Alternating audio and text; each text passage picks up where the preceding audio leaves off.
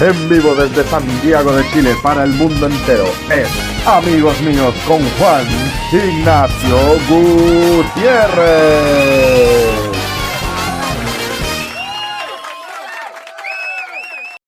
¿Cómo están, amigos míos? Soy Juan Ignacio Gutiérrez. Esto es una nueva edición, por supuesto, de Amigos Míos, un programa donde ya conversamos de varias cosas, conversación de televisión con distintos personajes. Ya hemos tenido entrevistados a gente como Eduardo Rabani, Ricardo Meruane, también tremendo humorista. Bueno, y hoy día, como no es menor el tema, ya estamos muy presentes en todo aspecto.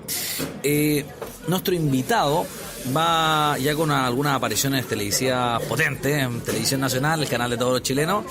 Y hablando sobre temas que para algunos es realidad, para otros ficción, para algunos son más escépticos y para otros son algo de lo que no se puede escapar ni de lo que no se puede evadir. Mi invitado hoy día es, por supuesto, Carlos Augusto, ya un hombre que tiene estudios en la actividad paranormal, por supuesto, psicofonía, entre otras cosas más. ¿Cómo estás, Carlos? Muy bien, Juan, muchas gracias por la invitación. Estoy ansioso por esta entrevista, a ver qué es lo que puede pasar. Muchas gracias, Carlos, por asistir. Mira, para partir, te he visto en Facebook, bueno, tienes 136.000 seguidores en Facebook, estuve viendo. En Instagram hay un poco menos, pero el Facebook es el fuerte donde compartes, muchos seguidores tuyos están atentos a tus noticias. ¿Cómo ha sido tu experiencia en televisión nueva, No Culpes a la Noche, en TVN, también obviamente con un formato ya más de entretención, donde tal vez se puede interpretar que se humoriza o tal vez no se le toma la seriedad con los especialistas que se requieren? Bueno, con TVN ha sido una experiencia muy agradable. Contrario a lo que se puede creer, se le da una muy buena seriedad.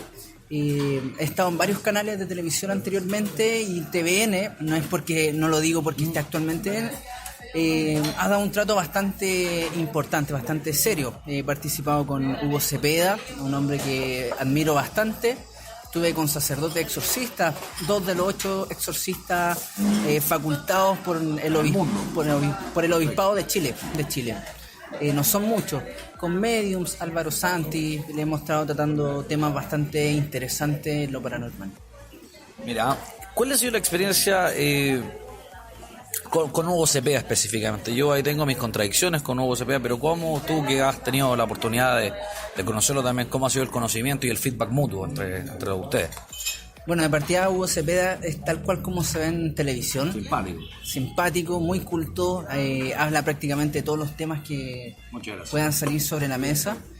Si bien podríamos decir que su visión de lo paranormal es netamente teosófica, lo cual se puede contradecir muchas veces con lo más esotérico, con lo más ocultista, logra ver como una química importante en cuanto a los temas que se van tratando. Perfecto. Oye, Carlos, ¿dónde nace esto, tu amor por este tema? Porque yo hasta donde entiendo, tú anteriormente habías trabajado de corredor de propiedades, 3 años. Entonces, es raro ver un hombre que corredor de propiedades tiene las características de vender, de los números, todo esto, pero pasar a esto de la psicofonía y la actividad paranormal. ¿Dónde está el punto de quiebre, el punto de bisagra? Lo que pasa es que desde muy niño me gustaba el tema paranormal. Siempre digo que no me portaba muy bien, entonces lo clásico que me hacían era asustarme con La Llorona, el viejo el saco, y en vez de asustarme, me interesaba por estos temas, quiénes eran, de dónde venía, por qué se producía un fenómeno paranormal, qué es lo que era un fantasma. Y a medida que iba creciendo me iba haciendo más partícipe de esto, me iba metiendo más hacia lo interior de la temática. ¿Cuál fue el punto ese que porque tú me dices, ya desde pequeño se me estaba como, llámese así, esta raíz, pero en qué minuto nace esta flor ya por el amor a esto? ¿Hay un quiebre, alguna anécdota? Bueno, hace 5 años atrás me piden un caso de ir a investigar, participar de un grupo de ocultismo en Facebook. Me piden un caso. De manera más abierta también. Sí, ya. Me negué, me costó aceptarlo, pero fue tanto lo que me insistieron que fui con un amigo que era compañero de la enseñanza media, que nos habíamos reencontrado, y curiosamente él estaba ligado a todo el tema de sacar brujería, del ocultismo, lo esotérico. Entonces unimos fuerza, por así decirlo, formamos un equipo y comenzamos a investigar.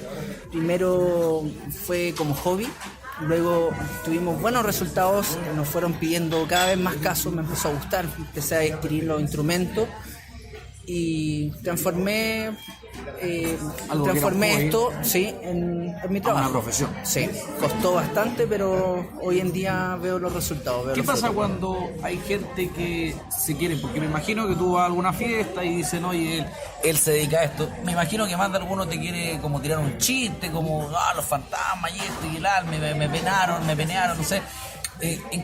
¿Cómo lo tomas eso cuando vienen las bromas con humor? ¿También te molesta un poco, tal vez? No, lo tomo como con humor. Si estamos, por ejemplo, en una fiesta, no tendría por qué molestarme. Ahora, si estamos en una sesión, en una casa investigando y hay un miembro de la familia que es más escéptico y tira alguna talla, por supuesto ahí no me lo tomo con humor, sino que con más... Es tu trabajo también. Exacto. Bueno, viene este quiebre, este corredor de propiedad llamado Carlos Martín en ese minuto, ¿cierto? Si no me equivoco, viene este quiebre, ahora Carlos Augusto, también tu nombre también de profesión, te presenta así también en todos lados. Sí, es una anécdota bastante interesante. A ver, ¿pero por qué? Porque comencé el año 2013, ¿Ya? Se me dio por cambiarme el nombre en Facebook. Y comenzaron a conocerme así. Empecé con lo paranormal y nunca más me pude desligar del Augusto. Noté que en TVN te presentaban por Carlos Martín y como que no gustaba mucho como Carlos Augusto. En varios medios de comunicación me han presentado por mi apellido. Ya. Sí. Mira, seguimos conversando con Carlos Augusto. Carlos Augusto, para las que los están sintonizando, por supuesto, están colocando esta parte en Spotify. Él es una persona que estudia actividad paranormal, por supuesto hace sesiones, se dedica a la psicofonía, entre otros temas más. Muy interesante porque yo conversé con Carlos esto anteriormente, pero él sabe que yo soy escéptico de esta materia, pero también estoy abierto a aprender. ¿Cuál es el caso en tu carrera que más te marca o que más te le cayó la teja, dirían los del campo? ¿Cuál fue el caso que tú dijiste, wow, o sea, de verdad esto no... Yo pensé que era un hobby tal vez o es mucho más profundo de lo que yo creo que es? Mira, hay 3 casos particulares que me han marcado.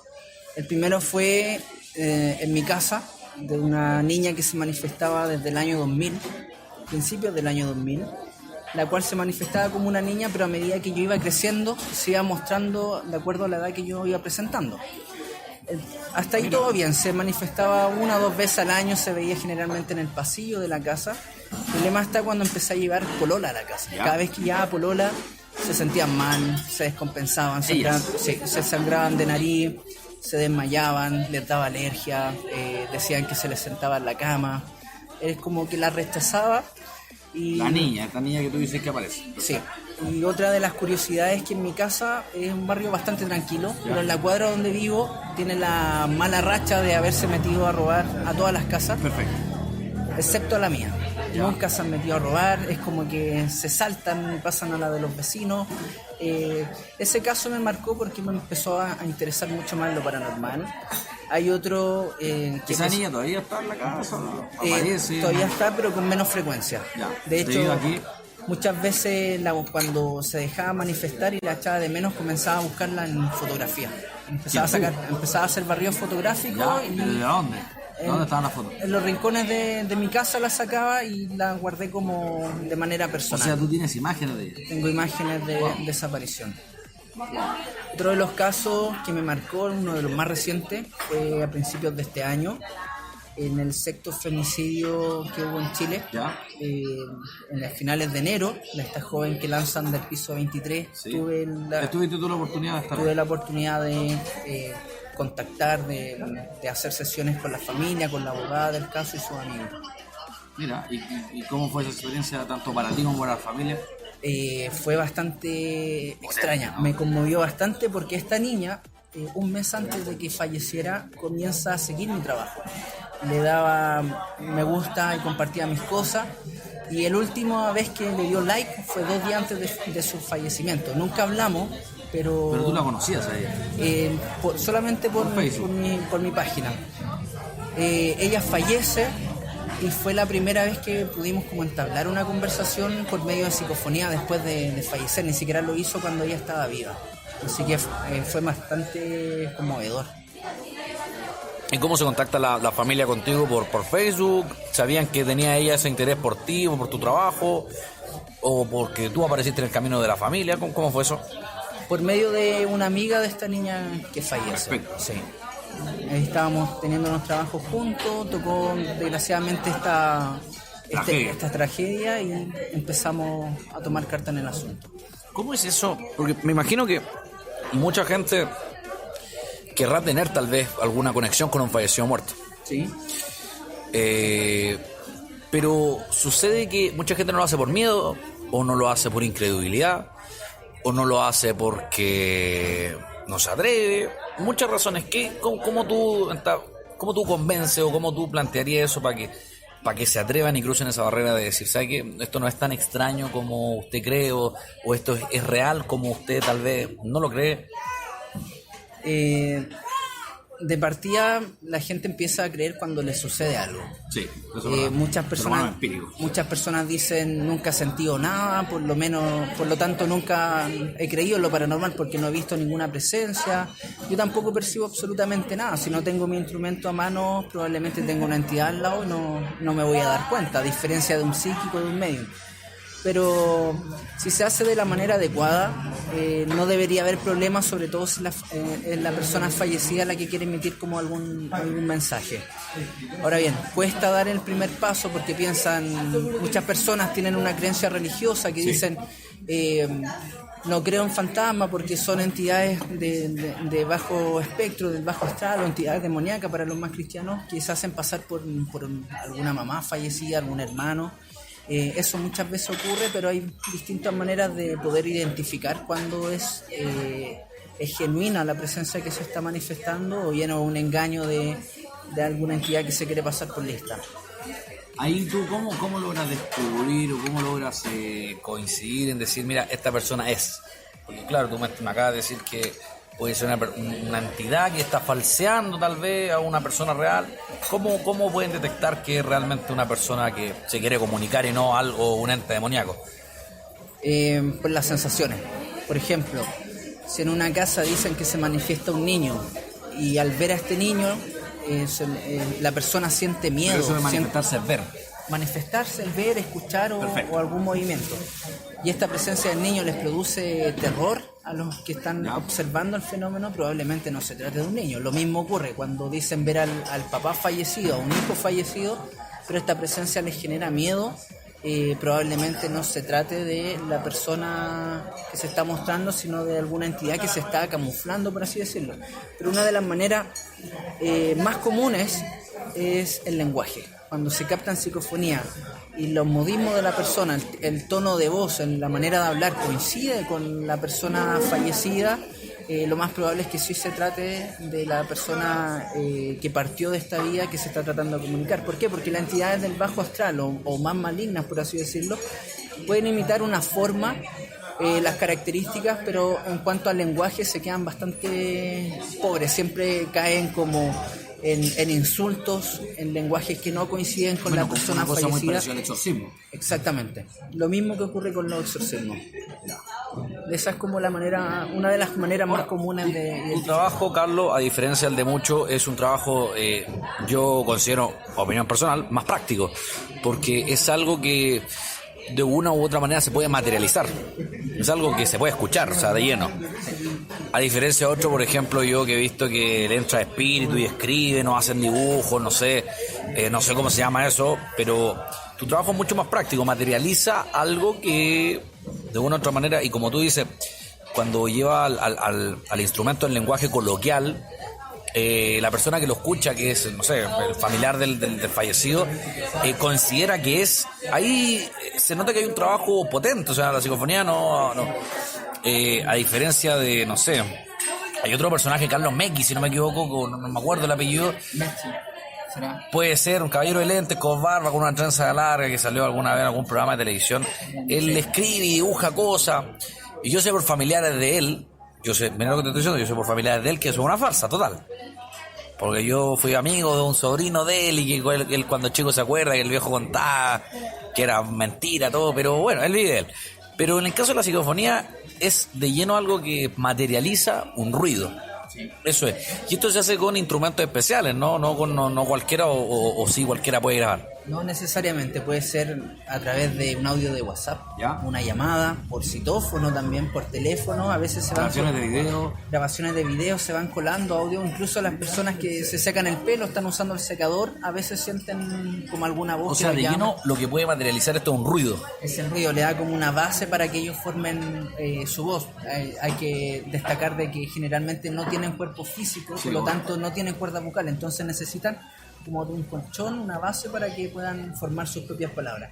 Pero hay instrumentos especializados para hacer psicofonías que son las Spirit Box, las Portal, instrumentos que van arrojando distintos tipos de ruido blanco, barrido de frecuencias radiales o sistemas con voces con eco, entonces ahí eso le va dando como más facilidad a la presencia. Bueno, seguimos con la conversación con Carlos Augusto, por supuesto. Carlos, la arquitectura. Y te pregunto la arquitectura de lleno porque son edificios. Y las construcciones guardan esto de la materia de la actividad paranormal y de la psicofonía. ¿Cuándo la arquitectura, qué tanta importancia tiene la arquitectura como tal? ¿O tiene más importancia el tiempo de esa arquitectura? Ambas cosas. Por ejemplo, el arquitecto Luciano Kulczewski tiene 2 cuadras completas de construcción al principio del siglo pasado en la calle Inglaterra, en Independencia. Así es. En donde en cada edificación iba dejando como simbología ocultista, esotérica, pagana, en donde formaba triángulos y tiene bastante triángulos sobre la puerta de entrada. Tiene bastantes seguidores dentro del ocultismo y generalmente en esa cuadra siempre van dejando como mensajes subliminales en forma de graffiti sus seguidores, que es un triángulo, un ojo y un 9K, que el 9 sería como los 9 círculos del infierno de Dante y la K de Kulczewski. La mayoría de las construcciones que él tiene, que fue dejando, le han ido dejando estos grafitis como manera subliminal. ¿Quién? ¿Él mismo? No, sus seguidores en la actualidad. Por ejemplo, tenemos el caso del Solar también, que construyó la casona de República 550, que fue centro de presos políticos y tortura en la época de la dictadura. Hoy día la memoria de Salvador Allende, si no me equivoco, ¿no? No, está como dependencia, me parece, de la municipalidad. Está en calle República. Bueno, esa estructura él la construye para irse a vivir con su familia y fue dejando simbología esotérica, por ejemplo la hoja de parra con el racimo de uva, que es un símbolo espiritista. Este hombre en las protecciones como el hombre alto que se le conoce con sombrero de copa. Por ejemplo, la habitación que él construye para su hijo más pequeño instala una chimenea y en la esquina de esta chimenea pone 2 cabezas de mujeres vampiras, como conocidas como las leñas en la cultura griega. Y así fue dejando sus mensajes esotéricos que le van dando una connotación de carga energética, que muchas veces son para abrir portales y van perdurando en el tiempo. Del Solar también construye el portal Fernández Concha, que es un edificio que está bastante cargado, es uno de los... ¿Por qué? Si yo siempre voy a comer completito, vaya, ¿cómo va a estar tan cargado? Los famosos completos del Fernández Concha. Claro.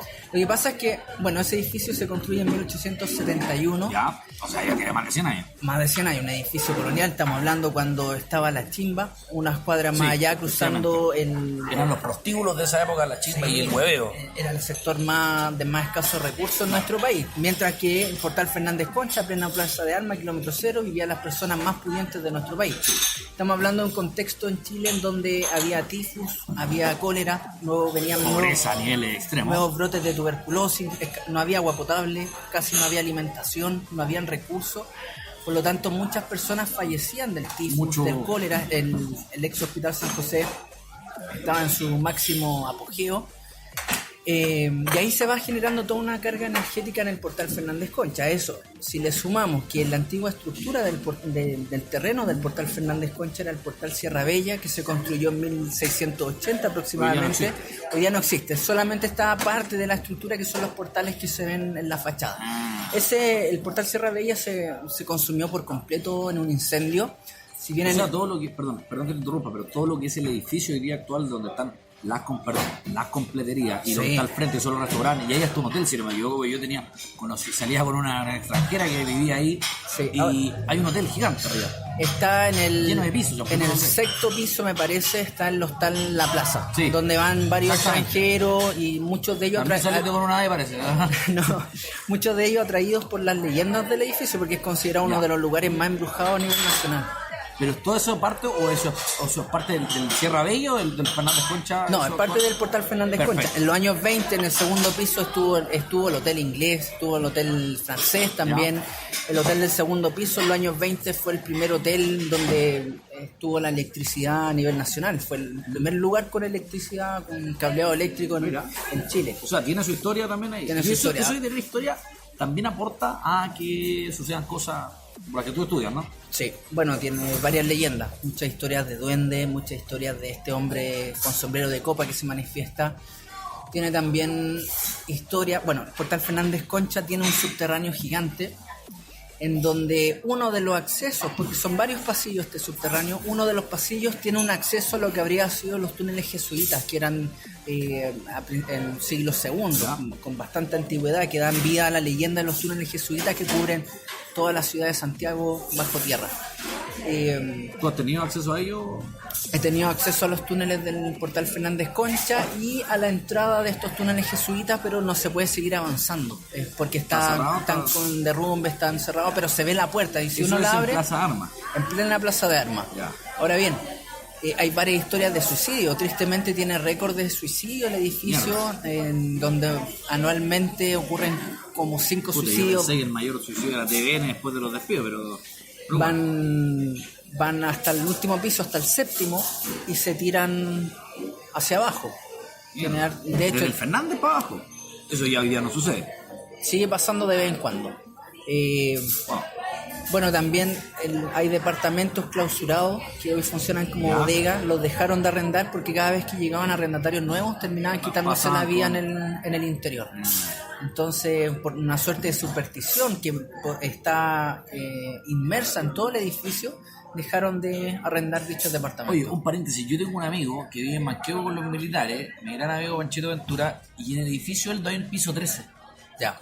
Ahora se me acaba de ocurrir esa pregunta porque hay 12 y 14 en el ascensor y tanto en los pisos. Y no hay 13. Y pasa eso repetitivamente con gran parte de los edificios de Santiago. ¿Por qué? Mucho edificio, no solo en Santiago, porque el número 13 para muchas personas supersticiosas está visto como de mala suerte. ¿Ya? ¿Y Ya. eso hace cuánto tiempo, Rox? ¿Milenarios? Bueno, el tema de las supersticiones datan desde el siglo pasado. Ya, perfecto. Sí, estamos en un país bastante supersticioso. Hoy en día eso se ha ido perdiendo, pero antiguamente era netamente muy supersticioso nuestro país. Entonces, muchos edificios no existe el piso 13 o los ascensores no se Claro. detienen en dicho piso, o bien si existen, lo usan como bodega, Ya. como para almacenar. Por los mismos temas de posible suicidio. Sí, por mala suerte o porque muchas personas optan por no arrendar dichos departamentos. Entonces, hay De varios. hecho, este amigo yo tengo bien el 14, porque técnicamente el piso número 13, porque el 12 y después el 14 al tiro. No se, hay lo, piso se 13. lo salta, sí. Qué loco eso. Sí. ¿Qué edificio más histórico? Bueno, el Portal Fernández Concha, me decías tú. ¿Qué otra cosa más tiene una carga potente en Santiago?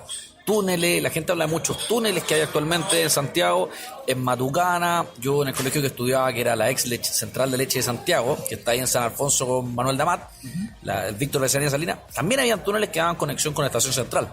Los túneles que se ocupaban obviamente para la dictadura militar del Tatita, donde mataban a la gente y donde yo tuve acceso a esos túneles antes de los que los taparan, que ya están todos tapados. Túneles de la Estación Central, túneles y de hecho tenía un subterráneo muy profundo, todo mojado ese lugar. Túneles del Instituto Nacional, los túneles del Cerro Santa Lucía. Hoy día hay algunas estaciones de metro que están abandonadas, que también dicen que no sé si tienen cosas espiritistas, pero también te pregunto. Fantasmas. Claro, una que está ahí en Plaza Yungay, el roto chileno. También una estación Claro. construida que nunca se utilizó, tiene un acceso. ¿Cómo es eso de todos estos lugares recónditos y ocultos? ¿Cuál es la carga y cuál has visitado tú también, Carlos Augusto? Mira, durante 2-3 años me tocó hacer una ruta nocturno, a una cuadra de la Plaza de Armas, Ya. en el antiguo edificio de empleados públicos y periodistas. Dicho edificio tiene subterráneos y túneles, los cuales eran ocupados en la época de la dictadura. Ya. mucho se habla de las famosas fiestas de Nadina, donde llevan ¿Eso en qué sector, perdón? a una cuadra de la Plaza de Armas, Ya. calle San Antonio. Mucho se habla de que la DINA hacía fiestas con mujeres que ellos trataban Bueno, Álvaro Corbalán se como le vincula mucho prostituta, a eso, claro. el general Contreras también era Sí. como el cabecilla de esta fiesta. Y bueno, en ese edificio hacían estas famosas fiestas cuando ellos querían tener mayor privacidad con estas mujeres que eran prostitutas de la época. Pedían los subterráneos, y en los subterráneos hacían torturas también. Dentro de los libros históricos del edificio quedó anotado como memoria de que llevaban detenidos, los llevaban al ¿Esos túneles subterráneo. que tú hablas son los que están en San Antonio que hoy día son el cine, puede ser? ¿Cine Hoyts? Están cerca del cine. Ya. Bueno, el cine Hoyts está cerca. ¿Es un subterráneo? Sí, el cine Hoyts está detrás de la iglesia de San Agustín. Sí, Sí. exacto. Bueno, la iglesia de San Agustín también tenía túneles que conectaba con el edificio del frente, que es el de Estado con Agustina, donde Catarina de los Ríos y Lisperger tenía Ya. sus caballerizas, la Quintrala. Mira, En 1604 nace ella. mira. Sí. O sea, el centro de Santiago tiene una particularidad bien profunda con... Bueno, también en las primeras construcciones de la ciudad, obviamente, tiene una carga muy potente. Sí. ¿Cómo son estos túneles que recorren Santiago? Aparte, obviamente, el de Plaza de Armas, Carlos. ¿Cuáles son los más potentes? ¿Cuáles se pueden visitar? ¿Cuáles a lo mejor pueden ir contigo? No sé, aprox, más o menos. Bueno, de los que se pueden visitar conmigo está el actual túnel Tinoco, que no tiene una connotación de antigüedad como Ya. los túneles jesuitas, pero es un túnel dentro de la ciudad. Lo otro ya no hay acceso al público, lamentablemente, pero hay varios videos que recuerdan las memorias de estos túneles. Bueno, tienen la particularidad de que los jesuitas, por ejemplo, construían los túneles en forma de laberinto, que ellos guardaban su riqueza en el interior, riquezas coloniales. ¿Y por qué los construían de esa manera? Porque si algún amigo de lo ajeno, algún ladrón intentaba o tenía Como los... José Danilo en mano larga. Sí, el Pepo. Intentaba meterse a robar, la iba a pensar más de 2 veces porque seguramente se perdía. tenía el conocimiento de que se iba a perder en el interior, de que no iba a encontrar la salida, de que iba a quedar atrapado, o bien si no sabía respirar se iba a quedar sin oxígeno en el interior y iba a fallecer en el interior. Tenemos otros que sirven como acueductos. Cuando hicieron el corredor de Transantiago en la Avenida Independencia, Ya, que, sí. que es la calle más antigua, conocida antiguamente como la Camino del Inca. ¿Ya? Encontraron también túneles, pero nadie les prestó importancia, no hicieron nada, no los restauraron, simplemente lo asfaltaron de nuevo por encima y quedaron en el olvido quizás por cuántos años más. Están los que servían como acueductos, como te dije recién, y están los túneles que construían las hermanas de la Caridad cuando vivían en claustro, cuando no podían salir al exterior para moverse clandestinamente, bajo de un lugar a otro lo hacían construyendo bajo tierra. Una pregunta, Carlos Augusto, que tiene que ver con contingencia también. ¿Cuál es la importancia, ya que tú tienes bastante conocimiento en la carga y todo esto, el rol de la mujer, precisamente en esa época? Sufría mucho, tal vez era muy sometida también, era una víctima constante de estos lugares explotada por el hombre, o sea, asesinada, no sé, porque el femicidio siempre ha sido un tema que ahora últimamente, después del primer gobierno de Bachelet, donde la mujer, claro, toma una posición de poder a nivel político, pero nos olvidamos de todas las mujeres que han sufrido para atrás. Pues entonces te pregunto, porque hoy día todos hablamos de la Quintrala, claro, es como la mala, pero ella una mala, pues, pero ¿cuántos huevones malos hicieron daño a las mujeres? Yo creo para atrás. Entonces te pregunto, el rol de la mujer en esa importancia, ¿sufría? ¿Era la más tal vez asesinada? ¿Era la más explotada? No sé, te lo pregunto. Bueno, esto inmediatamente nos remonta a la Catarina de los Ríos Lisperger, la Quintrala.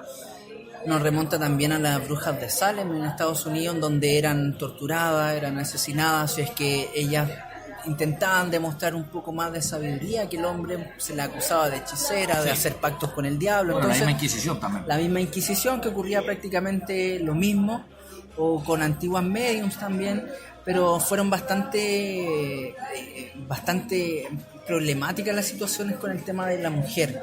¿Por qué? Porque las terminaban asesinando en la misma Plaza de Armas. Se habla que en uno de los extremos, en la época del Portal Sierra Bella, en la misma época de Catarina de los Ríos Lisperger, en uno de los extremos había una tarima en donde iban a ser condenados todas las personas que iban en contra de la religión, los que eran acusados de brujería, los que iban en contra de lo político, lo ético, lo moral. y contra las personas que tenían poder. terminaban siendo asesinados. Y para los chilenos de la época era un verdadero festín ver cómo a alguien lo quemaban o lo ahorcaban. La Quintrala, por ejemplo, hasta el día de hoy se habla de ella como una persona que fue asesina, Sí. que hizo pacto con el diablo, Sí. que hacía brujería, se le conoce como la primera bruja reconocida en nuestro país. ¿Es tan así el tema?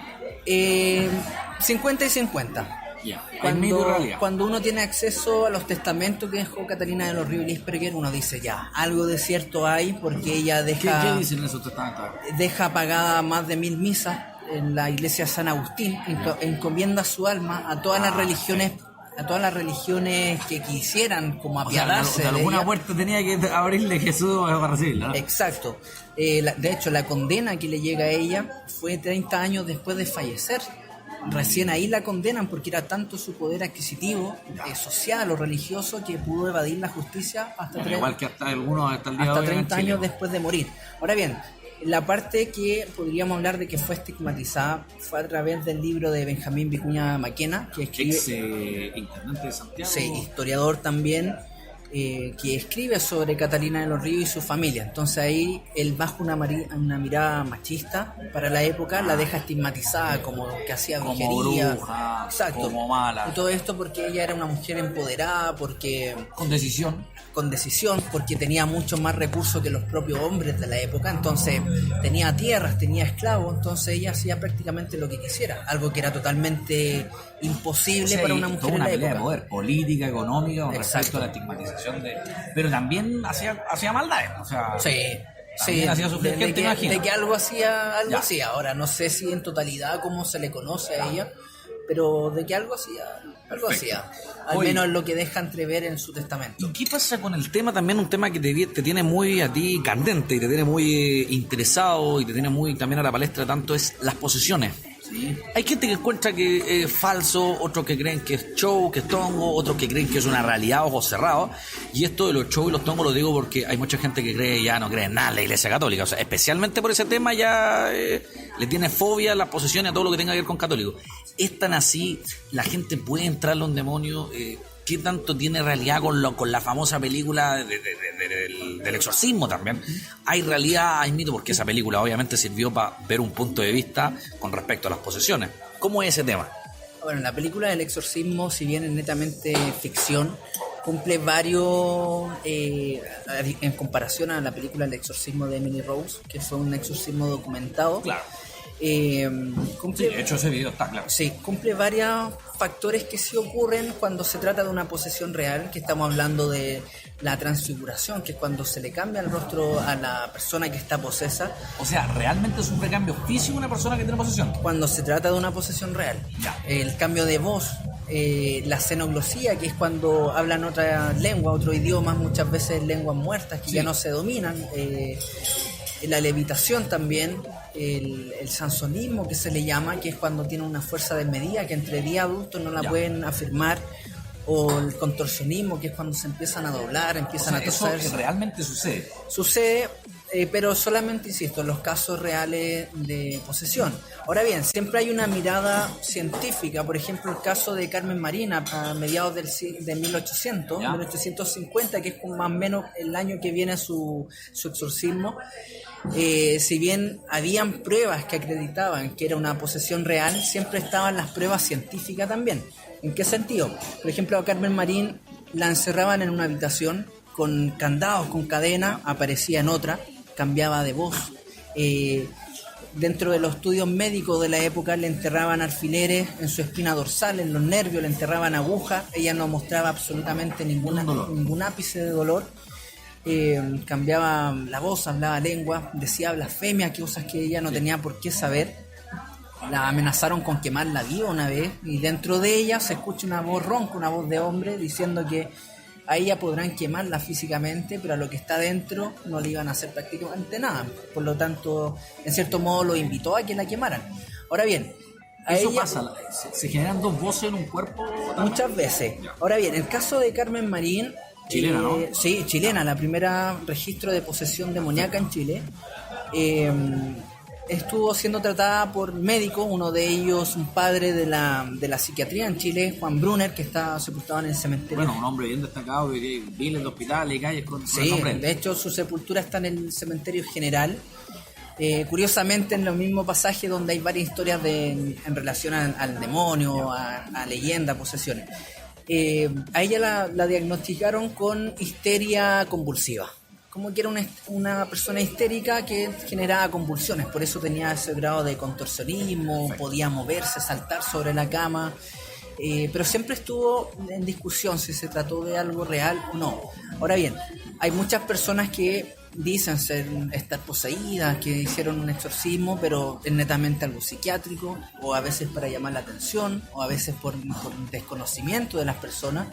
Pero cuando se trata de una posesión real, generalmente se dan los patrones del libro escrito en 1614 por la Iglesia Católica, el famoso ritual romano, en la cual dice que para que haya una posesión real tienen que haber todos los fenómenos que te mencioné anteriormente. Son algunos puntos claros. La levitación, la repulsión o el rechazo a imágenes religiosas, al agua bendita. Muchas veces se le hacen trampas, por ejemplo, se le rocía agua o se le ofrece agua o un vaso de té o de jugo sin decirle que está hecho con agua bendita. Entonces, si la persona llega y lo toma, probablemente sea un fraude. Si la persona sabe de alguna manera que se trata de agua bendita o que debajo de la cama pusieron algo religioso, va a generar automáticamente un rechazo, y ahí es una de las maneras de avalar un fenómeno. Ahora, la Iglesia Católica está bien en la palestra últimamente con sus temas de abuso, poder infantil, etcétera. Sí, pero los sacerdotes exorcistas de la Iglesia Católica son bastante escasos, porque prácticamente tienen que llevar justamente una vida intachable, casi como santificada, porque de lo contrario el Pero exorcismo... están así como tú puedes decirme que eso es así. En la actualidad es así, Ya. porque de lo contrario no podrían oficiar el exorcismo, no daría resultado, o bien la persona que si está efectivamente poseída podría decirle: tú hiciste esto, esto otro y esto otro. Entonces, O sea, las tienen claritas también. las tienen claritas, sí. Entonces tiene que llevar prácticamente una vida casi santificada. Acá en Chile son solamente 8 exorcistas. Evidentemente, ni Caraema ni el cura Tito Rivera son exorcistas. Para nada. Perfecto. Tú has compartido con 2 de esos 8, me dijiste. Con 2 de esos 8, hace poco en TVN estuve. Sí. Claro, contrario a la imagen que uno tiene de los sacerdotes, ellos se notaban que eran distintos, que eran, no sé si confiar en su vida intachable, pero sí algo mostraban, como su energía, su calidez. A ver, eso te quería preguntar porque me parece muy interesante. 2 temas antes de terminar. El alma y la energía. ¿Cómo es eso? O sea, yo me declaro ateo, pero obviamente respeto todo tipo de creencia, pero ¿el alma realmente existe ahí, Carlos Augusto? Mira, soy muy creyente de la doctrina espírita de Allan Kardec, la cual dice que antes de venir a esta vida nosotros somos espíritu, no tenemos un cuerpo físico. Al momento de estar en el vientre de nuestra madre, ese espíritu acompaña al feto en gestación, y al momento de nacer, ahí es cuando ahí es cuando el espíritu pasa a ser alma y se encarna en el cuerpo físico. Y esta alma nos acompaña en la vida terrenal. Al momento de fallecer, nuevamente pasamos al mundo espiritual, siendo espíritu, y así sucesivamente. Hay un genial caso que no me recuerdo el nombre, pero me recuerdo haberlo visto, de unas gemelas que mueren, perdón, no tan gemelas, son unas hermanas con bastante diferencia de edad que mueren, y después el matrimonio tiene un hijo que ahí nacen gemelas. Y esas niñas, no me recuerdo el nombre, te insisto, pero esas niñas recuerdan haber nombres de personas del barrio que las conocían, situaciones que vivieron y así un sinfín de cosas. O sea, ¿existe realmente el alma bajo esa teoría? ¿Y cómo se puede demostrar eso? ¿Cómo? ¿Es creer, es ver, es tocar? Bajo muchas religiones existe la reencarnación, existe bajo muchas creencias. Ahora, una manera de demostrarlo es difícil, netamente es fe, es creer, pero hay algunos métodos que bajo la hipnosis, la regresión, se podrían dar algunos datos o algunas coincidencias, como cuando reconocen a la persona que lo asesinó en otras vidas cuando son niños, o nacen con una marca de alguna cicatriz. Por ejemplo, hay un caso, no recuerdo bien, de un niño que lo atropellan hace muchos siglos atrás, una carreta. Le pasa por encima del cuerpo y al momento de fallecer queda con las marcas de la rueda. Años después nace un niño recordando todo y curiosamente recuerda su episodio, su lecho de muerte anterior, y nace con las marcas de la rueda en su cuerpo, siendo una persona, un cuerpo físico totalmente distinto. Esos son como los datos que se podría decir. Podemos estar ante una persona que recuerda su vida anterior o no. Don Carlos Augusto, ¿dónde lo pueden contactar si quieren alguna sesión, si quieren un tour por alguna parte? ¿Cómo eso? Explíqueme su trabajo para ir terminando y dónde lo pueden contactar. Bueno, de lunes a jueves realizo visita a casa, que ahí ocurren fenómenos paranormales, colegios, veo qué es lo que hay, hago un diagnóstico y si es que hay que hacer limpieza, hago la limpieza. Y los fines de semana hago sesiones paranormales que básicamente vienen siendo rutas nocturnas en una casa de Pedro Aguirre Cerda, de un brujo que tiene la costumbre hace 30 años atrás de transformar su casa en un verdadero museo ocultista. Y tours privados también. ¿Dónde lo pueden contactar? En mi fanpage, investigador paranormal Carlos Augusto, _Chile. Esa es mi única mi única herramienta de trabajo. El Instagram o mi Facebook son netamente vida privada o de todo un poco, pero mi plataforma de trabajo es mi fanpage. Perfecto. Muchas gracias, don Carlos Augusto. Gracias a ti por la invitación. Oye, muy buena conversación junto a Carlos Augusto, y el último que tuvo una posesión fue Piñera, porque le entró el espíritu de Alí Baba y los 40 ladrones. Nos vemos, muchas gracias, hasta una próxima edición.